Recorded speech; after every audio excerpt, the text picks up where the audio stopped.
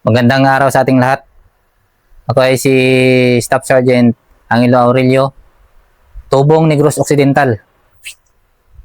Sa ngayon, bali, kwento ko sa inyo yung nangyari sa amin doon sa Marawi noong 2017. Bali, noong 2017 ay ako ay isang team leader sa squad namin. Kasi yung organization doon dati sa Marawi pa kami is squadize. Kasi isang building, isang squad yung nakatira.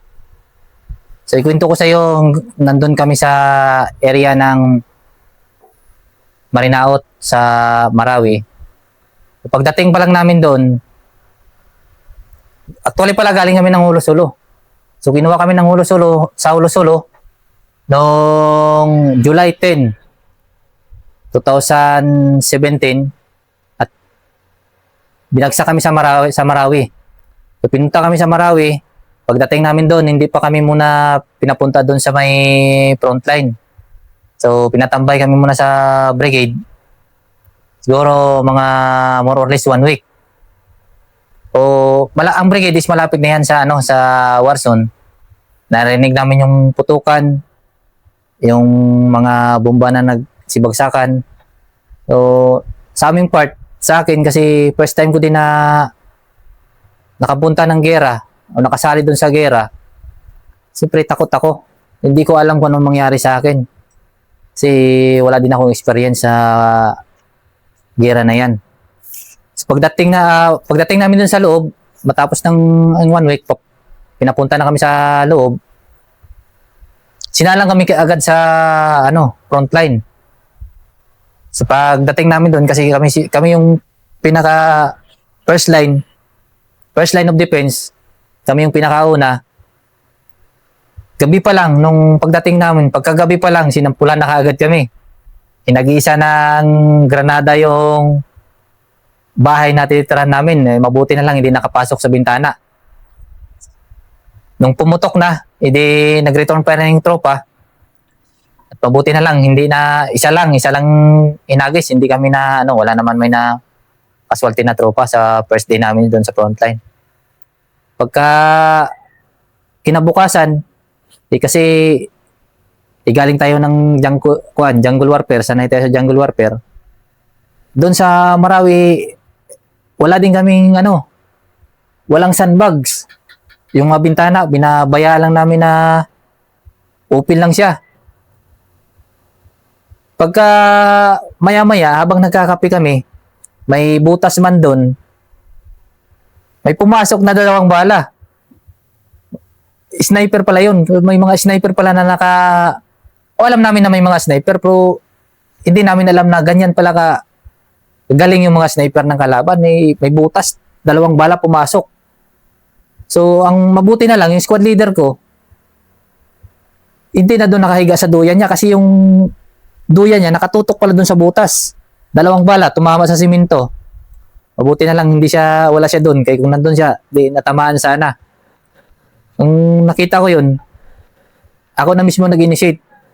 Nagkuha ako ng mga buhangin sa baba, graba, at naglagay na ako ng mga sandbags para in case may RPG o magalaw kami dun sa loob, hindi kami makikita ng kalaban. Kung may RPG naman, hindi siya makapasok dun sa building na tinitirahan namin. Sa first day ng assault ng 63rd IB, yung main report doon is Scout Platoon at saka yung Alpha Company. So habang nagmo-move yung Alpha Company, ang task namin doon is support by fire o SBF. Habang pumapasok yung Scout Platoon at saka Alpha Company, kami naman yung nagsusupport by fire. So pinuputukan namin habang nag-move sila, pinuputukan namin yung mga building sa harap para ang focus ng kalaban, hindi sila makapokus sa tropa na nandun sa baba. Ang focus nila kung saan yung may mga pumuputok. Sa gabi, hindi nila makikita yung tropa na nagmumove. Yung lang doon, medyo na-compromise yung movement nila ng Alpha Company at saka yung Scout. Yung Scout, hindi na-compromise yung movement nila, yung Alpha. Yung Alpha kasi, nag-encounter na madaling araw, siguro mga alas 6. Nagkapukpukan na. Yung isang squad ng Alpha Company is na-trap doon sa loob. So, narinig ko sa radio na tumawag yung squad leader nila na, "Sir, tulungan mo yung tropa ko. May tama na ako." Namomonitor kayo sa radio. So, naputukan na. Yung ibang tropa, umatras na dito banda sa amin, sa baba lang. Kasi yung building na tinitira namin, may second floor. Ako, nandun sa rooftop. Kuha ko doon. That time kasi ako yung team leader at SDM or Squad Designated Marksman. So, nandun ako sa rooftop. In-observe ko din yung movement nila kung may pumuputok din sa unahan. Ako nung nagre-return fire para patuloy-tuloy yung movement nila. Nung malakas na yung putukan, yung tropa ng Alpha Company, nakikita ko sa baba. Yung mga tinatamaan, nakikita ko sa baba na tinatamaan, ini-extract. Yun, parang pangit sa tingnan ba na ako kasi nakaka-cover ako nandun ako sa taas. Nakikita ko yung tropa ng Alpha Company, may mga wounded na, may mga nakahiga na sa lupa. Tapos hindi sila makapursot. Yung scout platoon naman namin, hindi na monitor ng ng kalaban. So pumasok sila doon sa harap yung namin, yung Alpha Company is umakyat sa umakyat sa kanan, yung scout namin, dire-diretso lang. Hanggang doon sa unahan. Ngayon, nung pumutok na dito sa may Alpha, nag-focus ang kalaban dito sa Alpha Company. Dito ang focus nila. Yung scout platoon namin, nandun na sa unahan. Bali na-trap sila kasi yung building na ito, ang kalaban dito na ang nila, focus. Yung yung scout namin, hindi doon nakakalabas sa building kasi hindi na rin sila pumuputok. Kasi yung Alpha Company namin na-compromise na, hindi na rin makaka-reinforce doon sa scout. So yung scout namin, na-trap doon sa isang building. Bali, isang araw sila doon, sir. Isang araw at isang gabi na nandun lang sila, hindi sila nakakain. So, next na gabi pa sila nakabalik sa area namin. Ang ginawa nila, doon sila sa gilid ng lake, may mga water lily. Doon sila, sir, sa ilalim. Para hindi sila makompromise ng kalaban kasi pinasok nila, sir, area na ng kalaban. Hindi na sila pumutok doon, sir, kasi pag pumutok sila, ang kalaban, marami, sir, mapupukusan sila. Isang platoon lang nandun. Ang scout platoon lang namin. Kasi yung Alpha namin, nakat naman. Hindi naman sila maka-reinforce doon. So talagang isolated talaga ang nyo? Talagang walang Oo, sir. Sila lang? Sila lang, sir. Hindi na sila pumuputok. Tago lang sila doon. Tapos pagka yung nakahanap sila ng paraan na makabalik doon sa main force namin, sa tropa na nasa likod, sa linya namin. Yun na, sir, yung ginawa nila, gumapag dun sa ilalim ng water lily, sa gilid na ng lake mismo.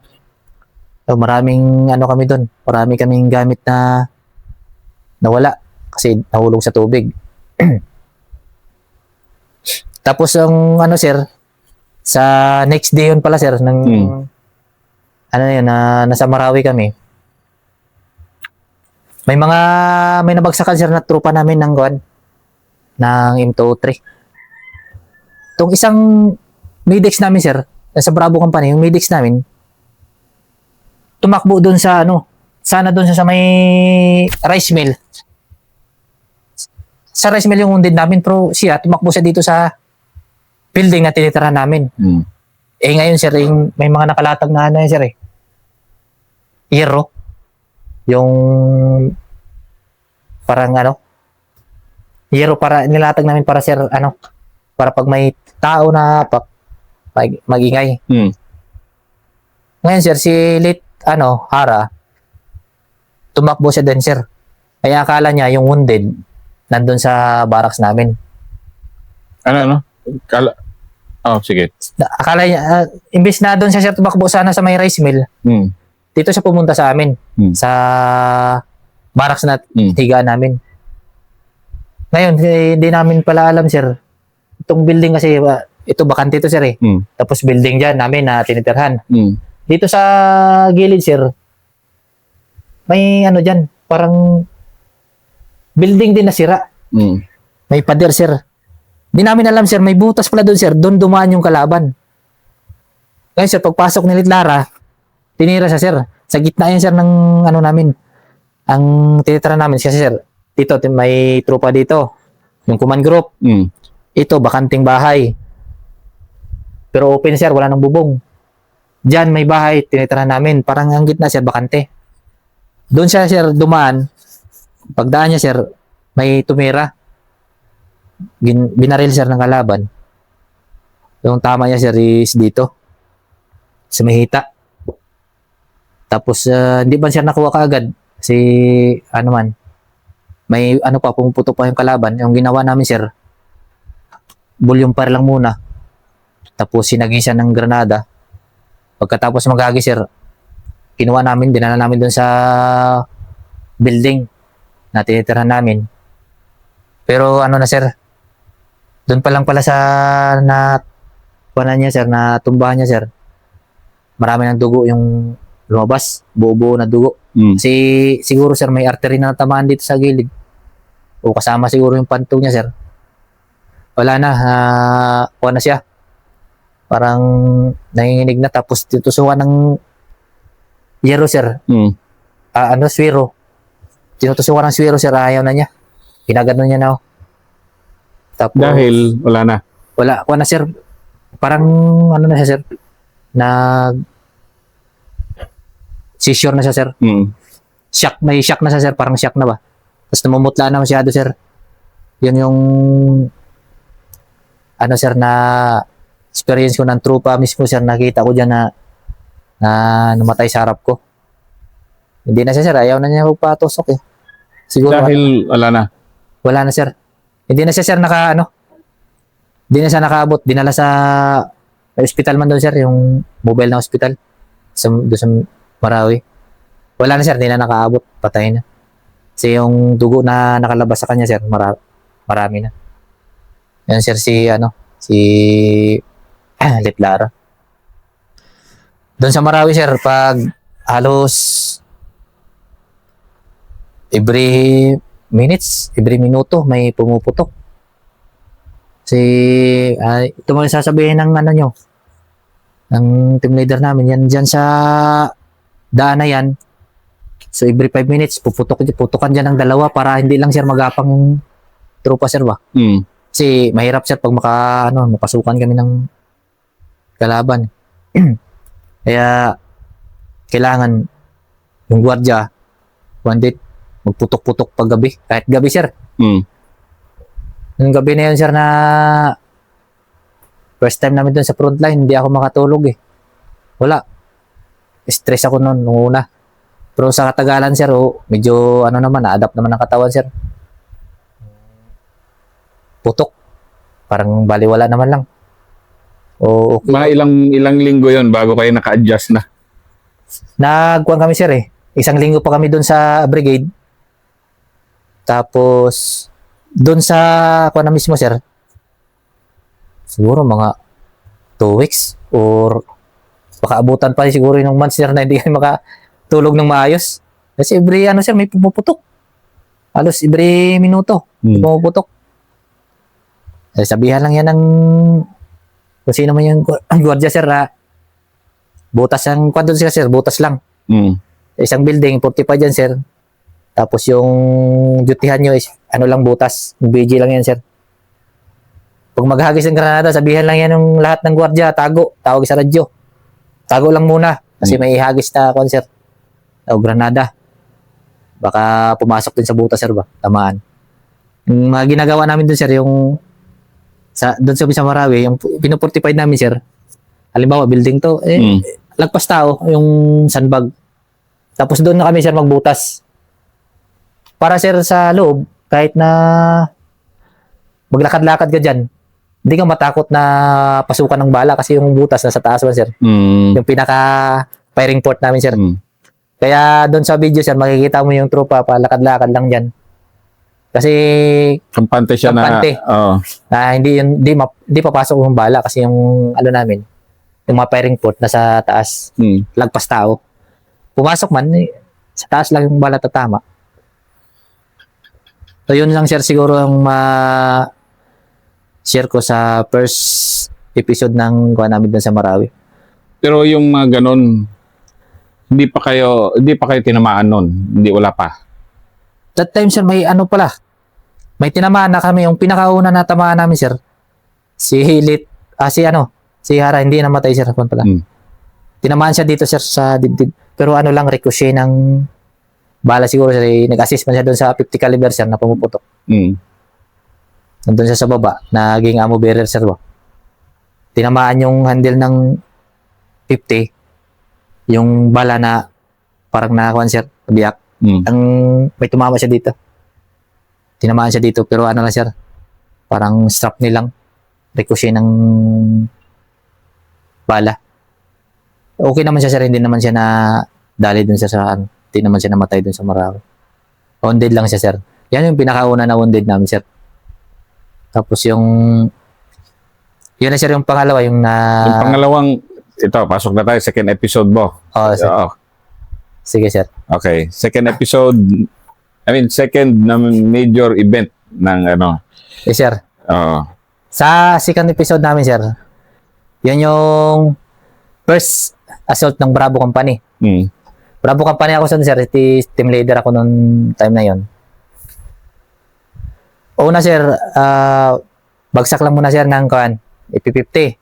Atras 200 meters, tapos babagsak yung EP50. Pagkatapos, sir, bagsak ng EP50, balik sa kanya-kanyang pisto, din, sir, assault. Pag assault namin, sir, putok. Hanggang abot kami, sir, sa isang block, sir, nakuha namin kagad, sir, isang block. So, proceeding na kami sa pangalawang block, sana. Nung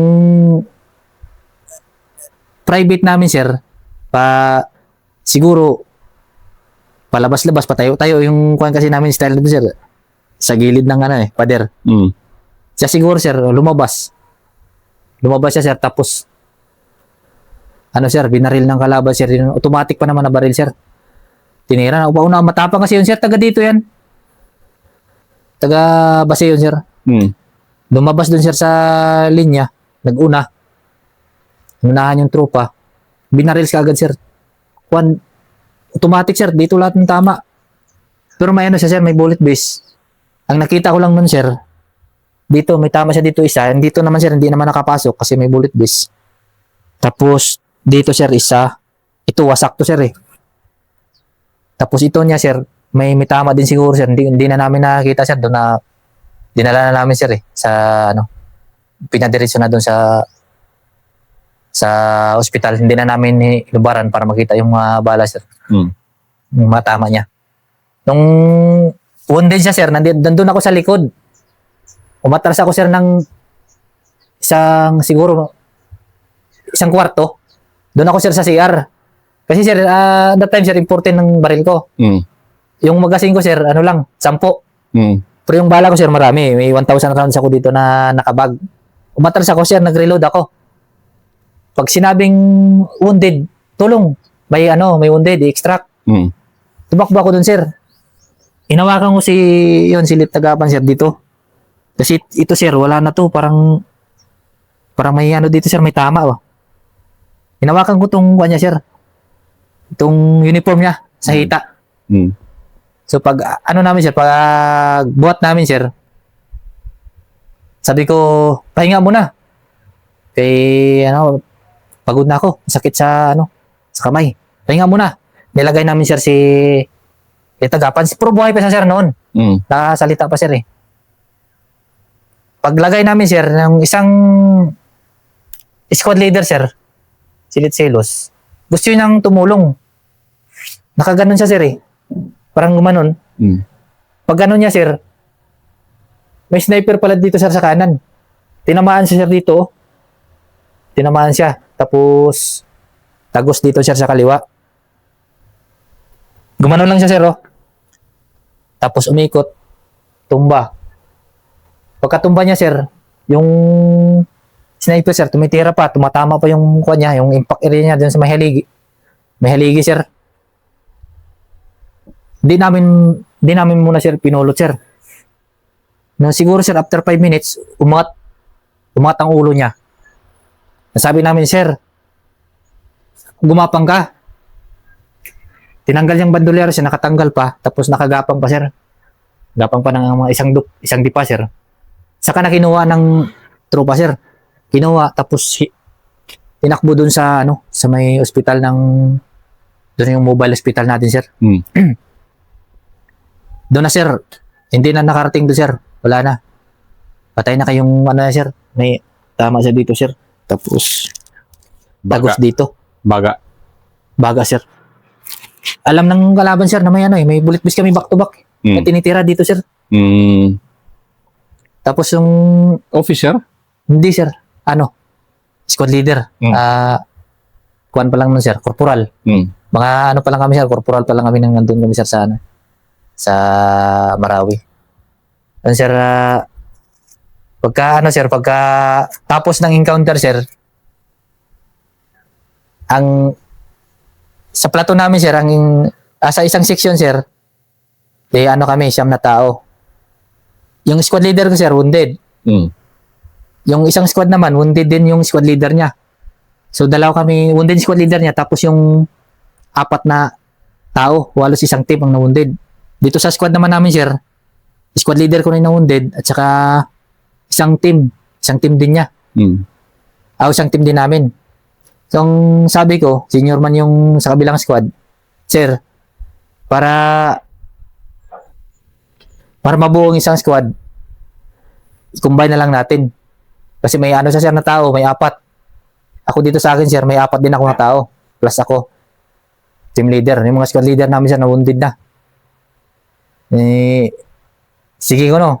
Binuo namin, sir, ang isang squad. Pero sir, halo na. Isang team niya. Siya squad leader, akong assistant. Tapos yung isang team ko. Bali, nabuo din, sir, ang isang squad. Ang dalawang squad namin, sir, puro wounded na. Sir, nakita ko, yung squad leader ko, sir, focus kasi ako, sir, sa harap, eh. Pag putok, sir, putok. Focus ako sa harap. Pag lingon ko, sir, yung squad leader ko, tumalo na. Tinamaan na pala dito, sir. Sa hita. Pero sir, hindi siya intro ng tama. Ricochet din siguro, sir, yung bala nandun pa sa loob. Hindi pa, sir, nakuha. Hanggang ngayon, hindi pa nakuha. Nandun pa rin. Yun yung, sir, sa second episode, sir, yun lang yung siguro, sir, may share ko, sir. Pero yung ganun nun, anong state ng moral noon ng Juan?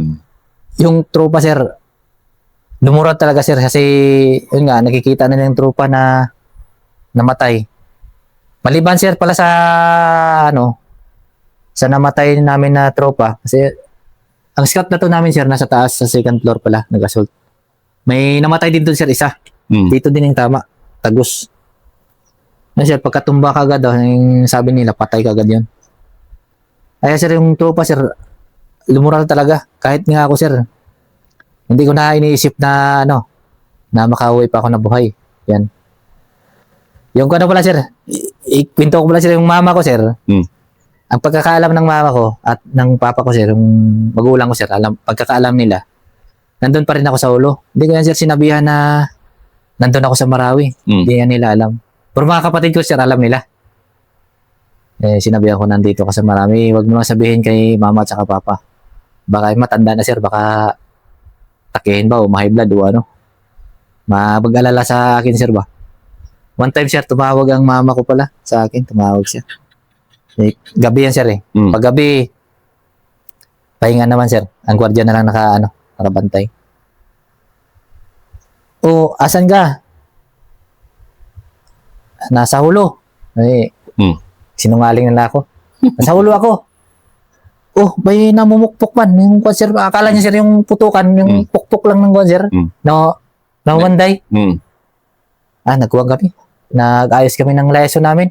Kaya na sabi ko, hindi niya alam na nandun ako sa Marawi. Pero yung mga kapatid ko, sir, alam nila. Alam nila na nandun ako sa Marawi. May kapatid man din ako sa Sandala, sir. Iyon lang sinabihan ko, sir. Yung moral doon, sir, talagang nakakalumural. Dahil Dahil, sir, nakikita mo yung tropa mo dyan, nagtumba araw-araw, halos may binubuhat na patay. Kung di man sa unit namin, sa ibang unit, yung kadikit namin na unit, sir.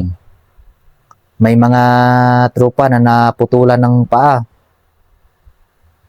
Nagabalitaan mo yung ano nga, sir, yung first sergeant ng 51st IB, sir, putol lang dalawang paa, sir, eh. Terrible. Na landmine. ganon? Oo, sir, putol. Putol yung dalawang paa niya. Pag-recover lang yun, sir, yung namatay namin, yung sinunog, sir. So, pag-recover lang yun, sir, ng mga ano doon. Natapos, itong kwento mo na to, natapos na nun yung pag-recover ng 4 na patay nyo? Hindi pa? Tapos na, sir. Tapos na? Tapos na. Sa, ano yun, sir, eh. Sa first episode, tapos First na yun, sir. episode. Yung pinakaunang ano namin yan, sir. Ang pinakaunang encounter. First assault ng 63rd, sir. Yun yung, ano, yung pangalawa, sir. Yun na yung, ang namatay namin dun, sir. 3. 3, So, sir. 7 na. Oo, sir. 4, 3, sir, 7. Yung kwan, sir, iba doon na yun, sir, sa ano, sa 3rd episode na siguro, sir, na Pero yung panahon na yon, ang Marawi sa'yo, ano na? Ano, yung parang, yun nga, hindi nga alam ng mother mo, nandun ka. oo, sir. Wala pa asawa nun. May asawa na ako, sir. May mga anak na ako, sir. Ang asawa ko, sir, alam ng asawa ko. Mother mo lang. Ang mother ko lang talaga, sir, kaya iniingatan ko kasi, kasi matanda na. Ayaw ko na sabihin sa kanila na nandun ako, baka mag-alala, sir. Sinabihan ko yan, sir, nung tapos na ang gira. Oo, sir. Hindi niya nalaman pala. Hindi, sir, nalaman. Sinabihan ko yan, tapos na ng gira. Sinabi din ng kapatid ko na babae. Pero yung 63rd nun, talagang kahit anong nangyari, kasi na-low moral talaga kayo nung unang salpukan, nadahan-dahan ng umaangat yung moral nyo nun, mga panahon na yan. Nung ano na, sir, nung pagbawi na, sir, ng ano, nung Marawi na. Nung naka-forward na kami dun sa harap, na halos kami na yung magdidictate ng ano, sir, ng laban. Nung time na yun, sir, dito pa kami sa Marinao, sir, kalakasan pa talaga ng kalaban, sir. Nag-a-assault, eh. Tapos, ano pa, lakas ng loob, sir.